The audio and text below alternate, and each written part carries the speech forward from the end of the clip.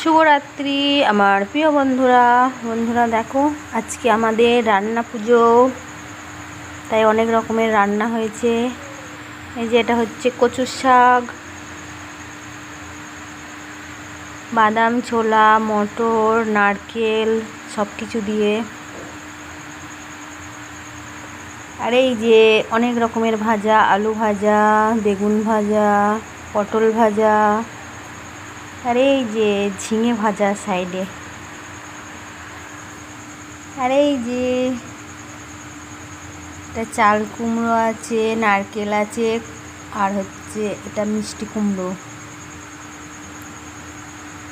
কেমন হয়েছে বন্ধুরা বলবে, ঠিক আছে? আর এই যে এগুলো হচ্ছে বড়া, দেখাই তোমাদের। আর এই যে এটা হচ্ছে ডাল কলাইয়ের। কেমন হয়েছে বন্ধুরা?